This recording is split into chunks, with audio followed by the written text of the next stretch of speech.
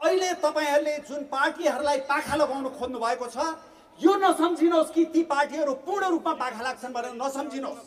त्यसरी सम्झिनु भएको छ भने त्यो भ्रम हो।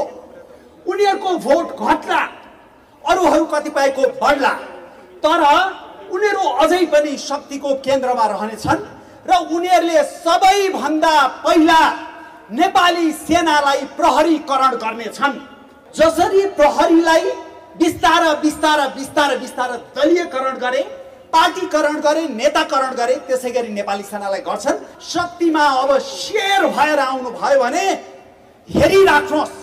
अरु बेला पनि हामीले धेरैचोटि भन्दै गर्छौं राज संस्थाको मुद्दा चाहिँ यो भएन भने अब त सकिन्छ भन्छौं, तर यो पटक यदि नवीन समझदारी बेगर चुनाव भएर उहाँहरु फेरि शक्तिको वरिपरि आउनु भयो भने राज संस्थाको मुद्दा धेरै समय ओझेलमा पर्न सक्छ। त्यहाँ भएका नागरिक समाजका अगुवा पत्रकारहरु बडो आफूलाई अग्रगामी भन्नेहरुलाई म प्रश्न गर्न चाहन्छु, तपाईहरुको राष्ट्रपति कहाँ हुनुहुन्थ्यो देशमा राष्ट्रिय संकट पर्दा? र भोलि यो देशमा फेरि राष्ट्रिय संकट आइपर्दाखेरि के फेरि सेनापतिले आएर अभिभावकत्व ग्रहण गर्दियोस् भन्ने तपाईहरुको चाहना हो?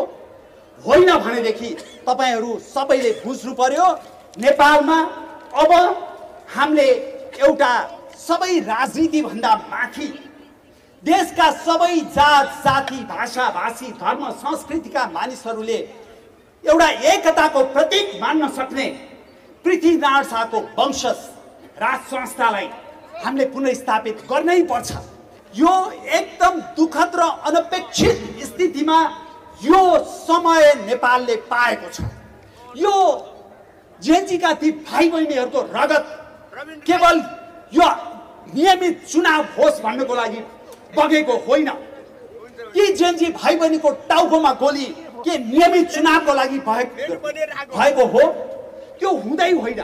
त्यस कारणले गर्दाखेरि हामीले के बुझ्नु पर्यो भने यो अनपेक्षित रूपमा प्राप्त समयमा हामीले चुनाव नगरौं भनेको होइन, चुनाव गरौं, चुनाव गर्नै पर्छ। हामी प्रजातन्त्रमा विश्वास गर्छौं, अझ उदार प्रजातन्त्रमा विश्वास गर्छौं हामी, तर त्यो चुनाव हुनुभन्दा अगाडि एकचोटि हामीले नेपालको परम्परागत शक्ति, त्यो भनेको नेपालको धर्म, संस्कृति, सभ्यता, नेपालको शान्ति, स्थिरता, सामाजिक सौहार्दता, भौगोलिक अखण्डताको प्रतीकको रूपमा, परम्परागत शक्तिको प्रतीकको रूपमा राज संस्था र आधुनिक शक्तिको प्रतीकको रूपमा राजनीतिक दलहरूलाई फेरि हामीले एक ठाउँमा ल्याउन सकेनौं भने हाम्रो त जीवन यसै गयो। जेएनजी भाइ बहिनी र हामीभन्दा मुनिको पुस्ताको जीवन यो देशमा आएर मञ्चबाट ठूला भाषण त गर्नु होला, तर भिजा पाएको दिन यो देश छोडेर जानुहुन्छ अपवाद बाहेक। राज संस्था संहिताको खारेजी किन आवश्यक छ भन्ने बारेमा हामी सबैले धेरै सुनिसकेका छौं। त्यसो हुनाले अहिलेको यो विशेष परिस्थितिमा यदि हामीले माग गरे जस्तो राजनीतिक दल, जेएनजी पुस्ता र राज संस्था बीच नवीन समझदारी भएन भने यो देश के हुन्छ भन्ने कुरामा म सिधै प्रवेश गर्न चाहन्छु। त्यो भन्दा अगाडि तपाईहरुलाई एक दुईवटा प्रश्न गर्न चाहन्छु। के जेएनजी आन्दोलन 84 सालको चुनाव 82 सालमा सार्नको लागि भएको थियो? के जेएनजी आन्दोलन तत्काल चुनाव गरेर केही नयाँ अनुहार र केही नयाँ पार्टीहरू थप्नको लागि भएको थियो? के जेएनजी आन्दोलन अहिले यथास्थितिको निरन्तरता, एउटा सामान्य मध्यान्तर, दुःखद मध्यान्तर सहित यथास्थितिको निरन्तरताको लागि भएको थियो? हो, थिएन भने आज यहाँ उपस्थित नहुनु भएका खास गरी जेएनजी पुस्ताका साथीहरूलाई म केही कुराहरू आग्रह गर्न चाहन्छु। त्यो के हो भने हेर्नुहोस्, हाम्रो पुस्ता सामान्यतया पुस्ता भन्दाखेरि 30 वर्षको अवधिलाई गनिन्छ। हाम्रो पुस्ता भगवान दाइने भयो भने यो देशको माटोमा अब 25 वर्ष बाँच्ला, 30 वर्ष बाँच्ला, तर जेएनजी पुस्ताले यो देशमा अझै पनि 60 वर्ष, 70 वर्ष, 80 वर्ष बिताउनु छ र उनीहरूका छोरा छोरी, नाति नातिनाको जिन्दगी पनि यो माटोमा बिताउनु छ। र त्यो बिताउनको लागि कैयौं जेएनजी नेताहरू साथीहरू युवा साथीहरू के भनिराख्नु भएको छ भने चुनाव नै विकल्प हो, चुनाव नै विकल्प हो, चुनाव नै विकल्प हो, चुनावले निकास दिन्छ भनिराख्नु भएको छ।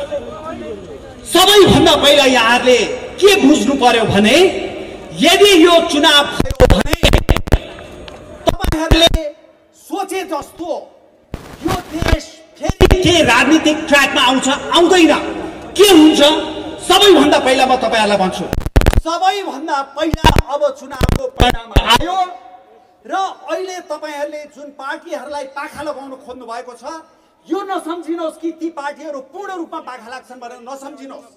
त्यसरी सम्झिनु भएको छ भने त्यो भ्रम हो। उनीहरुको भोट घट्ला, अरूहरु कतिपयको बढ्ला, तर उनीहरु अझै पनि शक्तिको केन्द्रमा रहनेछन् र उनीहरुले सबैभन्दा पहिला नेपाली सेनालाई प्रहरीकरण गर्नेछन्। त्यो प्रहरीकरण गर्ने भनेको के हो म तपाईहरुलाई व्याख्या गर्छु अलिकति।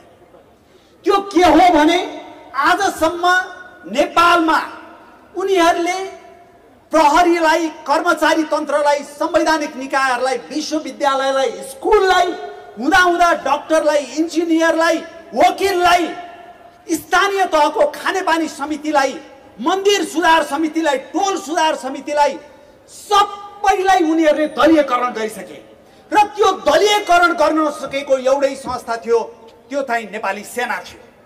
अब उनीहरूले यो जेन्जी आन्दोलनपछि के बुझे भने नेपाली सेनालाई पनि प्रहरीकरण गर्न सकिएन भने भोलि सङ्कटमा पर्दा हाम्रो लागि कोही हुँदैन भन्ने उनीहरूको सोचाइ छ। यद्यपि नेपाली सेनाले नै उनीहरूको जिन्दगी बचाइदिनु पर्यो। अब त्यसपछि उनीहरूले नेपाली सेनाले प्रहरीकरण विधिपूर्वक गर्छन्, सिधै हस्तक्षेप गरेर होइन। जसरी प्रहरीलाई बिस्तारा बिस्तारा बिस्तारा बिस्तारा दलीयकरण गरे, पार्टीकरण गरे, नेताकरण गरे, त्यसै गरी नेपाली सेनालाई गर्छन् र नेपाली सेना पनि यो देशमा प्रहरीकरण भयो भने हेर्नुहोस् यो देशको अस्तित्व नै सङ्कटमा पर्छ। यो देश अफ्रिकाको कुनै मुलुक जस्तो द्वन्द्वरत क्षेत्रमा परिणत हुन सक्छ। त्यो स्थितिमा जेन्जी भाइ बहिनीको भविष्य के हुन्छ यो देशमा, यो कुरा उहाँहरूले बुझ्न अत्यन्तै जरुरी छ। र उहाँहरू शक्तिमा अब शेर भएर आउनु भयो भने हेरिराख्नुहोस्। अरू बेला पनि हामीले धेरैचोटि भन्ने गर्छौँ राज संस्थाको मुद्दा चाहिँ यो भएन भने अब त सकिन्छ, अब त सकिन्छ भन्छौँ, तर यो पटक यदि नवीन समझदारी बेगर चुनाव भएर उहाँहरू फेरि शक्तिको वरिपरि आउनु भयो भने राज संस्थाको मुद्दा धेरै समय ओझेलमा पर्न सक्छ, धेरै लामो समय ओझेलमा पर्न सक्छ। कसरी पर्न सक्छ भने जसरी बल्गेरिया, यमन, तपाईको रुवान्डा, बुरुन्डी, अफगानिस्तान, यो ग्रिस पहिला राज संस्था भएका देशहरू छन् जहाँ अहिले पनि साना साना समूहमा राज संस्थावादी समूहहरू छन्, नभएका होइन, तर तिनीहरूको राजनीतिमा कुनै प्रभाव छैन। त्यस कारणले गर्दाखेरि उनीहरू शेर भएर आए भनेदेखि उनीहरूले नेपाली बाँकी रहेको एउटा सेनालाई पनि प्रहरीकरण गर्छन्। र हेर्नुहोस् नेपाली सेना, तपाईहरुलाई म अर्को कुरा भन्छु, राष्ट्र प्रमुख भनेर उहाँहरूले राष्ट्रपति जुन छान्नु भयो र अहिले पनि धेरै नागरिक समाजका अगुवाहरू, पत्रकारहरू र कयौं मानिसहरूलाई के लाग्छ भने होइन होइन मेरो छोराछोरी किन राष्ट्रपति हुन नपाउने, होइन फलानो जातको छोराछोरी किन राष्ट्रपति हुन नपाउने भन्ने लाग्छ। त्यो त मलाई पनि लाग्छ, नलाग्ने होइन, तर मेरो धारणा ठुलो कि यो देशको 3 करोड जनताको हित चाहिँ ठुलो, 3 करोड जनताको शाखा सन्तानको भविष्यको हित चाहिँ ठुलो कुरा हो।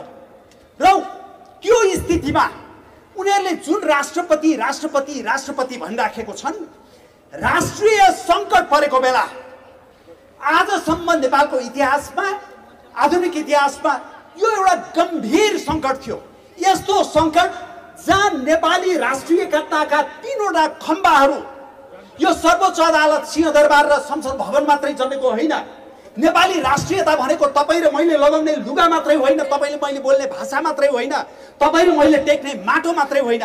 नेपाली राष्ट्रियताको प्रमुख 3वटा खम्बा भनेको कार्यपालिका, व्यवस्थापिका र न्यायपालिका हो।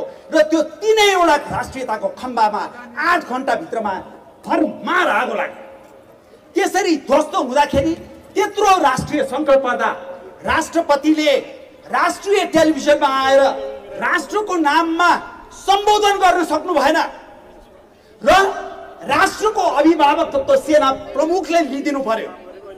नेपाल जुन किसिमको एउटा विविधतापूर्ण देश छ, नेपालमा गएको 1.5 दशकमा जसरी सामाजिक संरचनामा चिरा परेको छ, नेपालमा राज्यको रूपमा जसरी राज्य क्षयीकरण भएको छ र नेपाल भू राजनीतिक रूपमा जसरी एकदमै संवेदनशील बिन्दुमा पर्न गएको छ, फेरि पनि एउटा या अर्को रूपमा राष्ट्रिय सङ्कट नेपालमा आउँछ।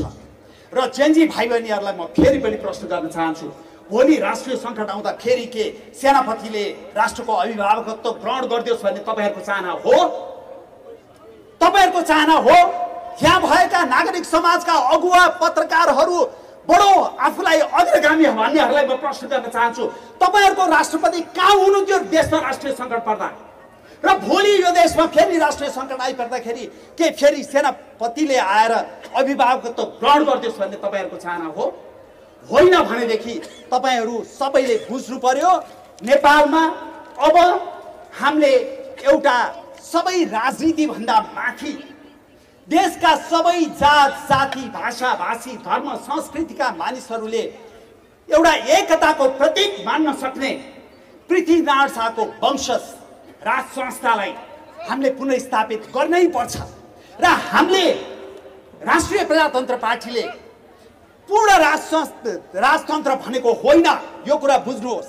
हामीले लोकतन्त्रको फ्रेमवर्कभित्र, डेमोक्रेसीको फ्रेमवर्कभित्र राज संस्थालाई पनि ठाउँ दिनु पर्यो र आधुनिक शक्तिको प्रतीकको रूपमा राजनीतिक दलहरूलाई पनि ठाउँ दिनु पर्यो।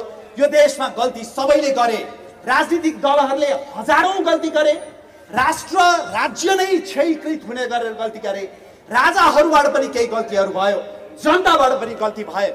अब यो गल्ती कोट्याएर मात्र बस्ने हो भनेदेखि हामी त मैले पापी पुस्ता भन्ने गरेको छु, जुन पुस्ताले आफ्नो बाबुबाजे बराजुको त्यो पाप र धर्मको नैतिक अवधारणाले बाँध्न पनि सकेन र त्यसै गरी यो देशको नियम कानुनले पनि हामीलाई बाँध्न सकेन। हामी त्यस्तो पापी पुस्ता हौं। हामी त यसै गरी भाषण गरौँला, टेलिभिजनमा गरे अन्तर्वार्ता दिउँला, अलिअलि ऊ साथीहरू आए सबले फोटो खिचे दङ्ग परुला, तर त्यो भन्दा मुनिको पुस्ताले यो देशमा कसरी बस्छ? जुन पुस्ता बस्नै छोडिसक्यो देशमा, यस्तो किसिमको परिस्थिति सृजना भएको छ। त्यस कारणले गर्दाखेरि हेर्नुहोस्, यो एकदम दुःखद र अनपेक्षित स्थितिमा यो समय नेपालले पाएको छ। यो जेन्जीका ती भाइ बहिनीहरूको रगत केवल यो नियमित चुनाव होस् भन्नको लागि बगेको होइन। ती जेन्जी भाइ बहिनीको टाउकोमा गोली के नियमित चुनावको लागि भएको हो? त्यो हुँदै होइन। त्यस कारणले गर्दाखेरि हामीले के बुझ्नु पर्यो भने यो अनपेक्षित रूपमा प्राप्त समयमा हामीले चुनाव नगरौँ भनेको होइन, चुनाव गरौँ, चुनाव गर्नै पर्छ। हामी प्रजातन्त्रमा विश्वास गर्छौँ, अझ उदार प्रजातन्त्रमा विश्वास गर्छौँ हामी। तर त्यो चुनाव हुनुभन्दा अगाडि एकचोटि हामीले नेपालको परम्परागत शक्ति, त्यो भनेको नेपालको धर्म, संस्कृति, सभ्यता, नेपालको शान्ति, स्थिरता, सामाजिक सौहार्दता, भौगोलिक अखण्डताको प्रतीकको रूपमा, परम्परागत शक्तिको प्रतीकको रूपमा राज संस्था र आधुनिक शक्तिको प्रतीकको रूपमा राजनीतिक दलहरूलाई फेरि हामीले एक ठाउँमा ल्याउन सकेनौँ भने हाम्रो त जीवन यसै गयो। जेन्जी भाइ बहिनी र हामीभन्दा मुनिको पुस्ताको जीवन यो देशमा आएर मञ्चबाट ठुला भाषण त गर्नुहोला, तर भिजा पाएको दिन यो देश छोडेर जानुहुन्छ अपवाद बाहेक।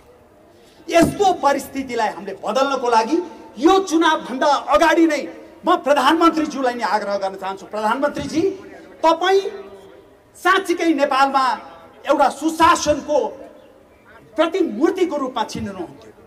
तपाईँले नै धेरैजनासँग संवाद हुँदा भनिसक्नुभयो राज्य संयन्त्र खत्तम रहेछ भनेर भनिसक्नुभयो।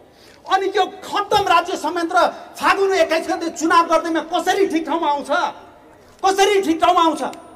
आउँदैन भने तपाईहरूले यो ऐतिहासिक मौका पाउनु भएको छ। यो ऐतिहासिक मौकालाई देशको दीर्घकालीन हितलाई ध्यानमा राखेर, देशको दीर्घकालीन हित कसरी हुन्छ भनेर राज संस्था सहित, प्रजातान्त्रिक शक्तिहरू सहित एक ठाउँमा उहाँहरूलाई लिएर आएर नवीन समझदारी गर्न समन्वयकारी भूमिका खेल्नुहोस् र त्यति गरेपछि अनि हामीले संविधानमा सुधार हुनु पर्दैन भनेकै छैनौँ। संविधानमा व्यापक सुधार हुनुपर्छ। नेपालको संविधानले त अहिले संवैधानिक निकायहरूमा राजनीतिक भगभण्डा गर्ने कुरालाई सुनिश्चित गरिदिएको छ। त्यसो हुनाले संविधानमा पुरै ओभरअलिङ गरौँ। मोटर अलिअलि बिग्रियो भने सर्भिसिङ गरिन्छ, ज्यादै बिग्रेपछि ओभरअलिङ गर्नुपर्छ। त्यसो हुनाले यो ऐतिहासिक अवसर प्राप्त भएको छ। यो ऐतिहासिक अवसरमा संविधानलाई पनि ओभरअलिङ गरौँ, राज संस्थालाई पुनर्स्थापित गरौँ डेमोक्रेसीको फ्रेमवर्कभित्र र अगाडि बढौँ। त्यसले मात्रै देशको दीर्घकालीन हित गर्छ। र यही सिलसिलामा म छिमेकीहरू र अन्तर्राष्ट्रिय समुदायलाई पनि भन्न चाहन्छु, हेर्नुहोस्, नेपाल अब जुन किसिमको भूराजनीतिक संवेदनशीलतामा परेको छ, नेपालमा माओवादी द्वन्द्व हुँदा त त्यसले भारतका केही छेउछाउका प्रदेशहरूलाई मात्रै छोयो। अब नेपाल द्वन्द्वमा फस्यो भने जसरी युक्रेनको द्वन्द्वमा बाह्य देशहरू सबै खिचिएका छन्, जसरी बर्माको द्वन्द्वमा खिचिएका छन्, जसरी सिरियाको द्वन्द्वमा बाहिरी देशहरू खिचिएका छन्, संसारका कुनै त्यस्तो द्वन्द्व छैन होला जहाँ भूराजनीतिको छाया नपरेको होस्। र नेपाल भूराजनीतिको खेल मैदान बन्यो भने यो नेपालको लागि मात्रै होइन, अब हाम्रा छिमेकी देशहरूको लागि पनि हानिकारक हुन्छ। त्यसो हुनाले मैले भन्ने गरेको छु, अब छिमेकी देशहरूले पनि यहाँ फेरि छिमेकी देशको कुरा गरेको छिमेकी देश गुहार्यो भन्छन्। त्यस्ता गुहार्ने सुहार्ने भनेको होइन। तर कुनै पनि देश हाम्रो जस्तो कमजोर देशमा जब हामी पूर्णतया ओभरअलिङ र व्यवस्था परिवर्तनको कुरा गरिराखेका हुन्छौँ, अन्तर्राष्ट्रिय समुदाय र छिमेकीहरूको पनि सहयोग समर्थनको आवश्यकता पर्छ, उनीहरूको सद्भावको आवश्यकता पर्छ। त्यो सद्भाव भनेको के हो भने पहिला पनि 2 पिलर पोलिसी थियो नेपालका हकमा, संवैधानिक राज संस्था र बहुदलीय प्रजातन्त्र, 2 खम्बे नीति भनिन्थ्यो। अब यो देशको र यो सम्पूर्ण क्षेत्रको हित गर्ने हो भने सबैजना अन्तर्राष्ट्रिय समुदाय छिमेकीहरूले सबैले बुझ्नु पर्यो, नेपालमा फेरि 2 पिलर सिस्टमलाई पुनर्स्थापित गर्नै पर्छ। त्यति भयो भने मात्रै यो देशको र यो छिमेकी सम्पूर्ण क्षेत्रको र यहाँका नेपालीहरूको सबैको हित हुन्छ। अन्यथा हामी यसै गरी भाषण गर्छौँ, यसै गरी गएर टेलिभिजन दिन्छौँ, हाम्रो पापी पुस्ताले यसै गरी जिन्दगी बिताउँछ। दुःख पाउने चाहिँ हामीभन्दा मुनिको पुस्ता हो। तपाईहरू सबैको जय होस्, नेपालको जय होस्। धेरै धेरै धन्यवाद।